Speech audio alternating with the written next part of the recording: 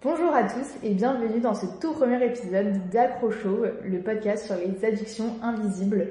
Pour ce tout premier épisode, on va commencer par aborder le sujet du numérique, des objets connectés qui est quelque chose d'omniprésent, surtout dans notre génération actuellement. Et ensuite, dans un second temps, on évoquera l'addiction à la validation sociale qui passe par les statistiques, donc notamment sur les réseaux sociaux, etc. Du coup, déjà, moi j'ai une première question. Est-ce que vous pensez être accro au numérique et aux objets connectés ou pas? Moi, clairement, oui, parce que j'ai vraiment besoin d'avoir mon téléphone tout le temps sur moi. Quand je sors, j'ai vraiment besoin d'avoir mon téléphone. C'est une angoisse si je l'ai pas. Parce que c'est un objet réconfortant quand je l'ai, je me dis s'il m'arrive quelque chose, je peux appeler quelqu'un.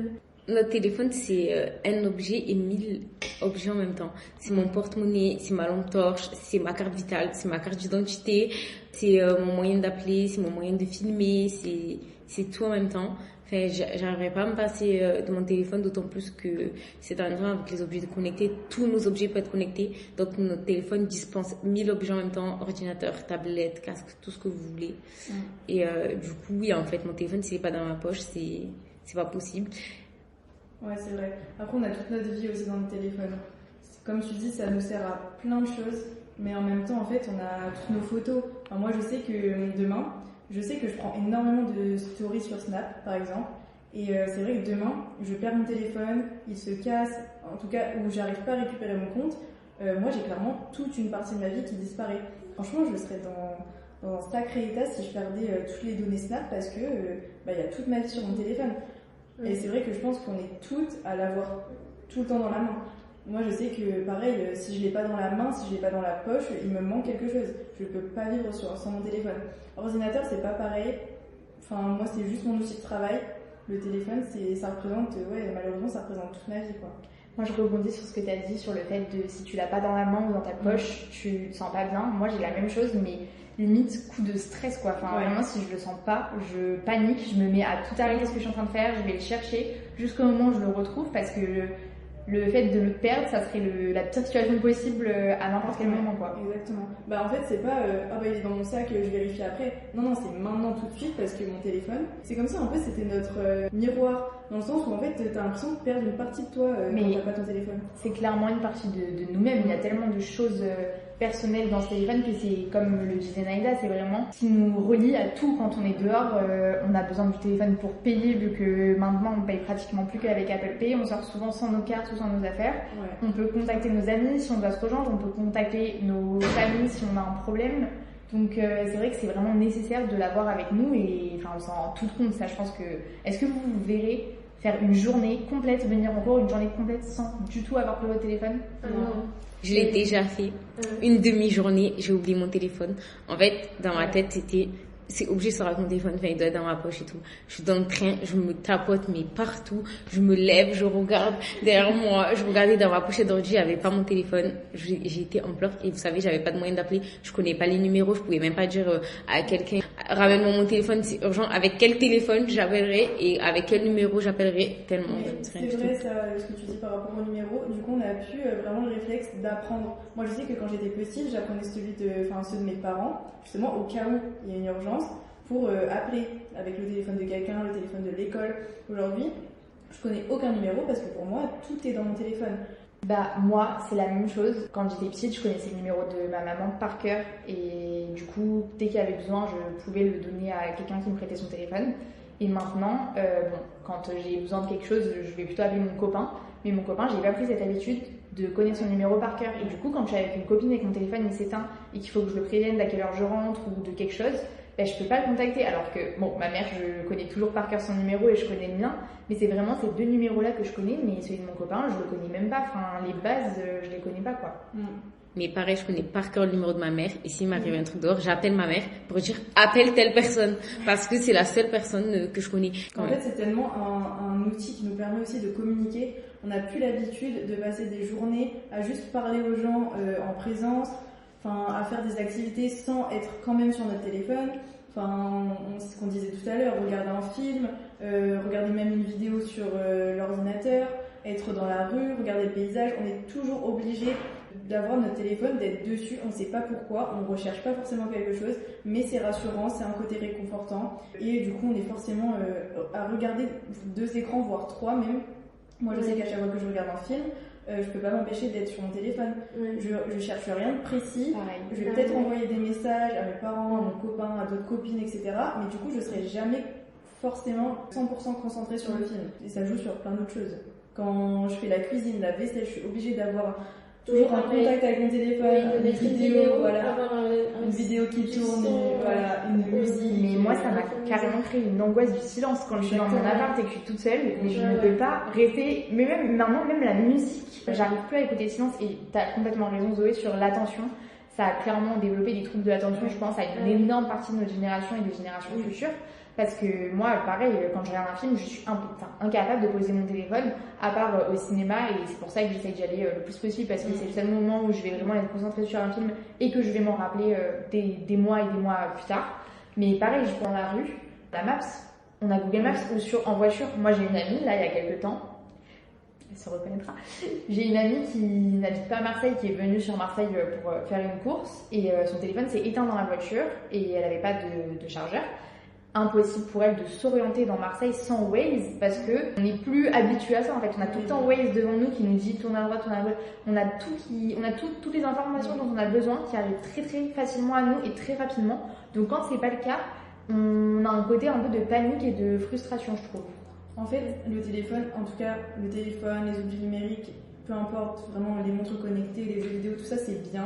En soi, c'est bien parce que ça fait partie de notre vie actuellement, c'est notre génération et ça continuera de pire en pire, entre guillemets, dans tous les cas, parce qu'on évolue là-dessus.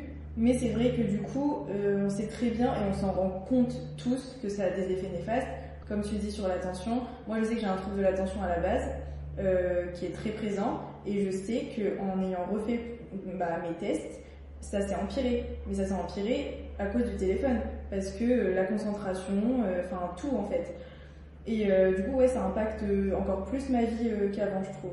Moi je trouve que ça a grave développé aussi ce truc de faire plusieurs choses à la fois. Je sais que quand quelqu'un va me parler, bon, dans un contexte un petit peu particulier, peut-être plutôt en cours ou quoi, mais quelqu'un qui parle pendant longtemps d'une même histoire et tout, je vais toujours écouter ce qu'il me dit, mais mon attention va se perdre et je vais être obligée de prendre mon téléphone dans les mains et de peut-être scroller bêtement sans faire attention à ce que je fais sur mon téléphone, mais tout en écoutant, en gardant l'attention sur ce que j'écoute. Mais je peux pas avoir et mes yeux qui sont concentrés sur la personne qui parle et mes oreilles. Il faut que mes mains et mes yeux soient concentrés sur autre chose, tellement que mon attention elle est plus là quoi. Après aussi, avec l'arrivée de TikTok, c'est des contenus hyper courts et donc on a l'habitude de swiper, donc vraiment ça nous tue la concentration quoi. J'allais dire pareil que Maëlys, moi je peux pas regarder des longues vidéos, enfin j'ai tout le temps accéléré, je me lasse très très très vite du suspense dans le sens où je regarde un film, je suis obligée d'accélérer 10 secondes, 20 secondes, 15 secondes et aussi je sais que c'est trop mauvais et que les gens détestent ça, mais même il y a des musiques, je les écoute en speed up, genre pour moi ça doit aller très vite, tout doit aller très vite, une vidéo pour moi elle dure plus de 15 secondes, ça va me saouler, désolée mais c'est pas possible. C'est parce que notre cerveau il est maintenant habitué à recevoir énormément d'informations sur une courte période de temps. Et du coup, il est plus habitué à apprécier quelqu'un qui va parler longtemps. C'est pour ça qu'on est moins concentré en cours. Et c'est pour ça qu'en plus, rage, depuis qu'on est en études sup, depuis qu'on a le droit à avoir notre téléphone, un ordinateur, on va être 2 fois plus déconnecté du cours, vu qu'on va plutôt préférer faire des choses sur notre ordi. Mais c'est vrai que du coup, on est tellement habitué à recevoir énormément d'informations très rapidement. En fait, on se lasse très vite. Et moi, je trouve que du coup, ça n'a pas un impact que sur des informations sur mon téléphone, une vidéo. Je trouve que du coup, même avec les gens, plus assez présent pour eux, je trouve. Dans le sens où, comme tu disais, Romane, on va parler à quelqu'un, on va être déconnecté si la personne parle un petit peu trop longtemps pour nous. On est moins attentif et tu te détaches socialement. Parce que tu es tellement fixé sur toi-même et ton téléphone, enfin ça peut être le téléphone mais toute autre chose. Moi je vois bien l'exemple des jeunes, j'ai un ami, il était accro aux jeux vidéo, c'est-à-dire que tu avais beau aller chez lui, moi je sais que j'allais souvent chez lui après les cours, j'étais au lycée, on était très amis, j'allais chez lui après les cours avec d'autres copains Et c'est vrai que ce mec ne sortait pas de sa chambre pendant 1 heure. Enfin, il savait qu'on était arrivé, mais il était tellement accro à son jeu qu'il n'arrivait pas à s'en sortir. Et c'est vrai qu'il passait des heures, des journées, des nuits entières. Il oubliait de manger, il oubliait de boire, tellement il était accro à son jeu. Et il dépensait même de l'argent dedans, parce qu'il y a des jeux, aujourd'hui, tu as plein de jeux où il faut payer dedans pour avoir accès à d'autres niveaux, etc. Et c'est une personne, aujourd'hui, je sais qu'il s'en est détaché, mais ça a mis très longtemps, et il a perdu de nombreuses années de sa vie à jouer aux jeux vidéo. Je dis pas que c'est le cas pour toutes les personnes qui jouent aux jeux vidéo. C'est moi-même mon cas un peu des fois, mais c'est vrai que ceux qui sont vraiment obsédés par les jeux, ça devient vraiment néfaste parce que du coup tu t'isoles, t'as plus de vie sociale, t'as plus de contact avec les gens, tu ne jures que par ton jeu en fait. Pour rebondir sur ça, je trouve que les écrans, ça a créé un gros manque d'humanité. Souvent, dans le métro, il se passe des trucs de fou et premier réflexe, c'est filmer. Voilà. Enfin, la personne, elle est en danger et toi, ton réflexe, c'est de filmer, va aider les gens, quoi. Même pendant les concerts, maintenant, tout le monde sort son téléphone pour filmer. Juste pour poster sur les réseaux sociaux, pour montrer qu'on est allé à un concert super à la mode. On avait telle activité. Oui, voilà, montrer ce qu'on fait de la vie. Tu sais ce que j'ai fait, moi, du coup, j'ai eu exactement cette réflexion-là.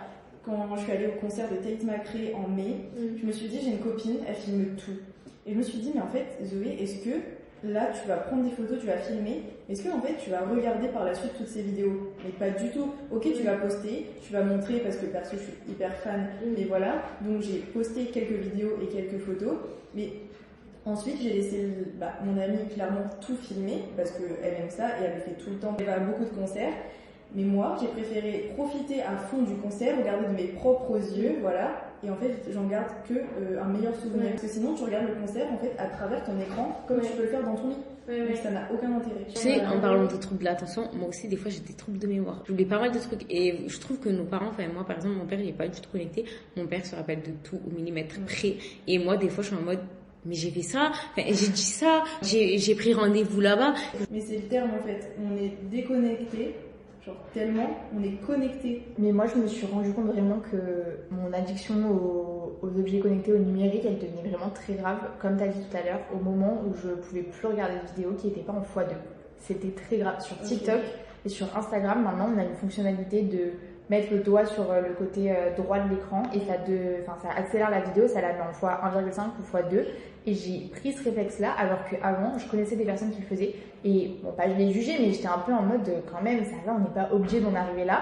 Et à partir du moment où je suis tombée sur une vidéo très longue, mais que j'avais très envie d'écouter et que j'ai fait ça, je n'ai plus réussi à m'en détacher. Et maintenant, j'essaye de faire des efforts pour lutter contre ça. Mais la plupart des vidéos, quand je vois que ça dépasse les 30 ou 40 secondes, mais que j'ai quand même envie d'écouter, mais je peux plus imaginer l'écouter en temps normal. Et maintenant, des fois, des personnes qui parlent lentement ou quoi, j'ai vraiment du mal. J'ai envie de le faire dans la vraie vie, de mettre le x2 dans la vraie vie pour pas perdre trop de temps, alors que c'est horrible. Il faudrait juste pouvoir écouter tout le monde et prendre le temps d'écouter les gens et passer du moment avec les humains, quoi. Exactement, mais c'est ça qui fait peur. C'est qu'on se détache tous les uns des autres à cause des appareils. Je reviens à ce qu'on disait par rapport aux réseaux sociaux. C'est vrai que du coup, par rapport au concert, peu importe une activité qu'on va faire le week-end ou quoi, on est obligé de poster. Moi, je sais que je poste beaucoup. J'aime trop raconter ma vie, c'est pour ça que je fais beaucoup de stories privées Snap.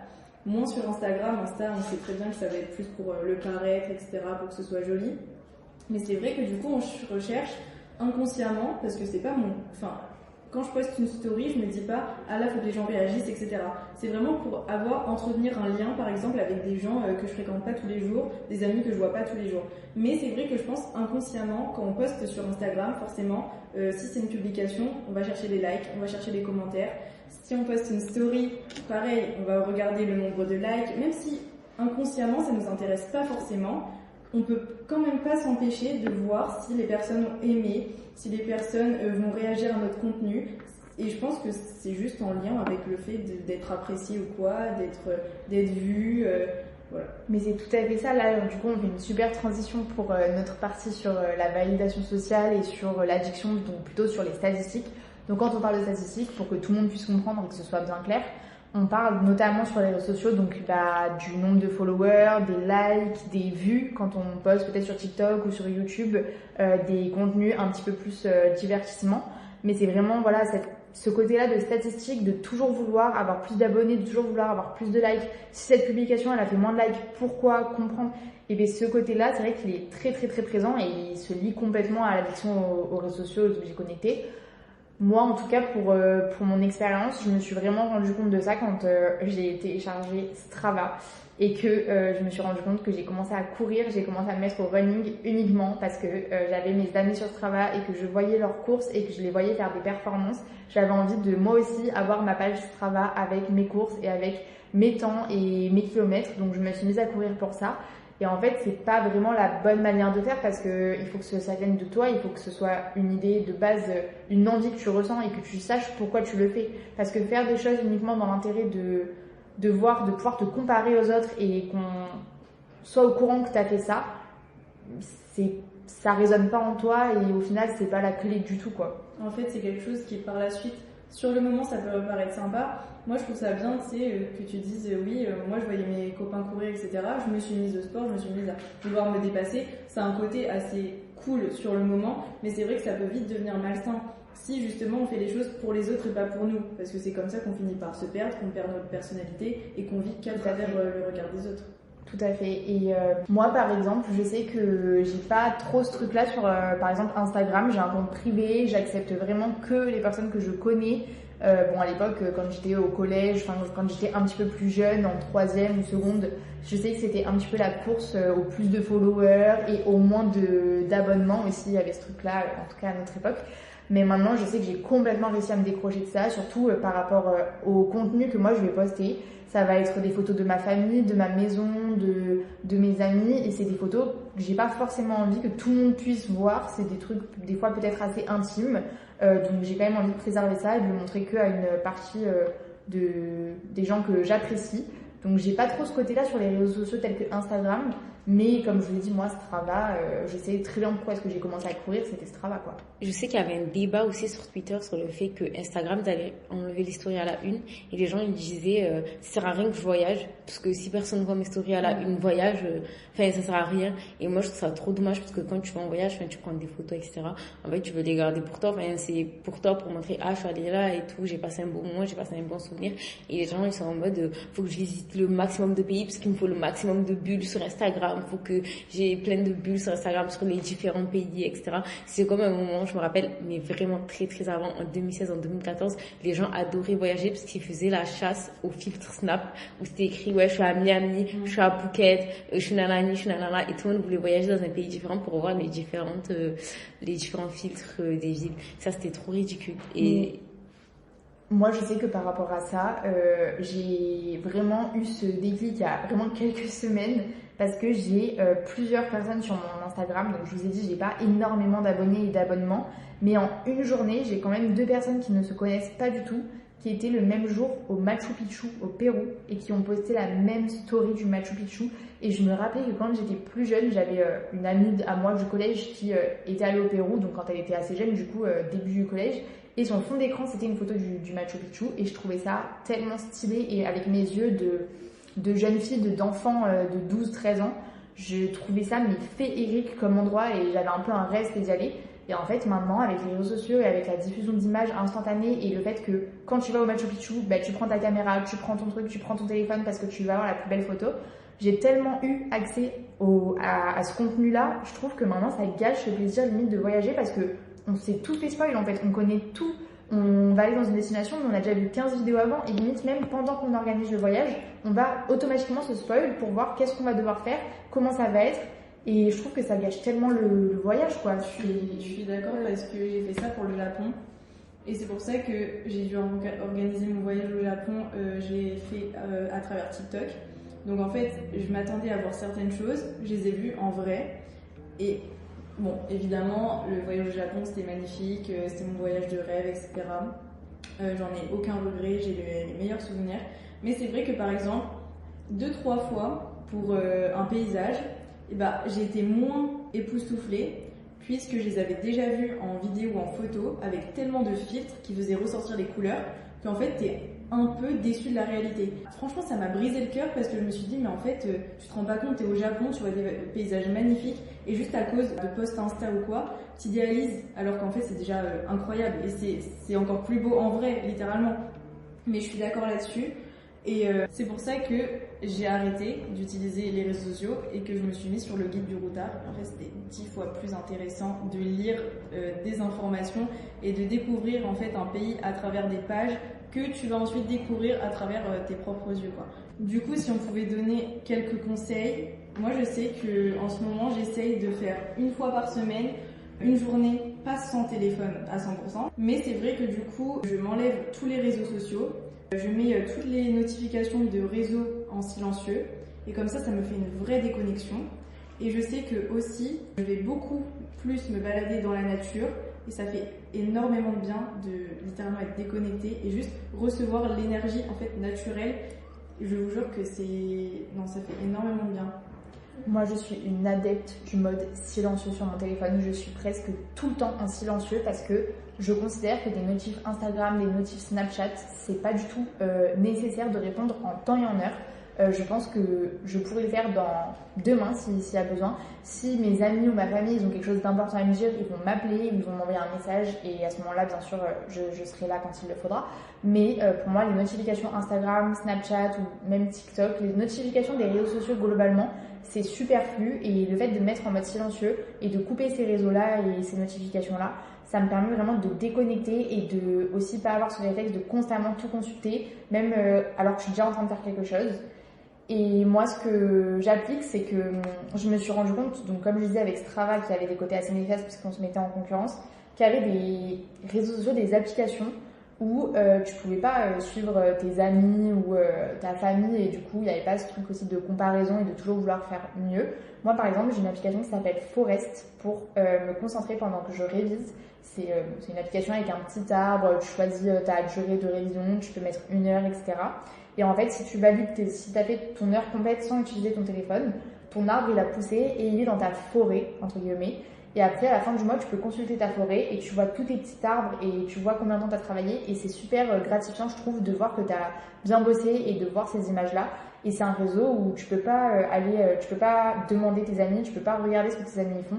Donc je sais que ça, c'est vraiment trop bien, genre de pas pouvoir se comparer tout le temps et être heureux de ses propres victoires. C'est vrai parce qu'aujourd'hui, on est obligé de nous-mêmes se détacher des objets connectés, du numérique, alors qu'on nous a plongé dedans depuis tout petit, en fait, qu'on le veuille ou non. Ça fait tellement partie de notre vie qu'on est obligé d'en avoir conscience. C'est vrai que du coup, c'est dommage d'en venir à avoir justement des applications pour se déconnecter. Mais d'un autre côté, c'est bien parce qu'en fait, on s'en rend compte, on est jeune, on a envie de faire mieux. Et du coup, même si ça passe à travers, encore une fois, une application ou quoi, en fait, c'est vrai que c'est un bon moyen justement de réduire sa consommation dans tous les cas. Moi, perso, j'essaie de faire au moins une activité par semaine sans mon téléphone. Et moi, je sais que le dimanche, c'est nos téléphones. Tous les dimanches matin, je vais marcher. Ou le dimanche soir, j'essaie de marcher au coucher du soleil pour regarder la mer. Je sais que j'ai une copine à moi, elle peint et elle fait des puzzles pendant 1 heure au moins. Tout le dimanche, elle sait qu'elle est pas sur son téléphone.